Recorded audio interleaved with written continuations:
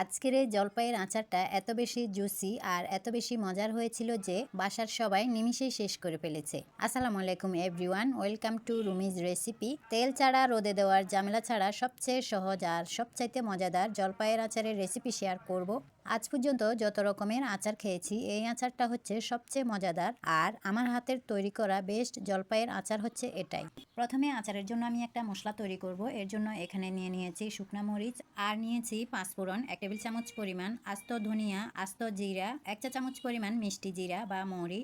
এখন চুলার আঁচ লো হিটে রেখে একবারে এগুলোকে মুচমুচে করে ভেজে নিব। আচার তৈরি করার জন্য এখানে আমি নিয়ে নিয়েছি ফ্রেশ জলপাই, এখানে 600 গ্রামের মতো নিয়েছি। খুব ভালোভাবে ধুয়ে পরিষ্কার করে নিয়েছি। এখন জলপাইগুলোকে আমি একটা নাইফের সাহায্যে এভাবে কুচি করে নিব। ঠিক যেভাবে দেখতে পাচ্ছেন এভাবে খুব ভালোভাবে জলপাইয়ের চারপাশ থেকে এই কাজটি করে নিতে হবে। এখানে দিয়ে দিচ্ছি হাফ কাপের মতো চিনি, এরপর দিয়ে দিব 1/3 কাপ পরিমাণ ভিনেগার, স্বাদ মতো দিয়ে দিচ্ছি লবণ। এখন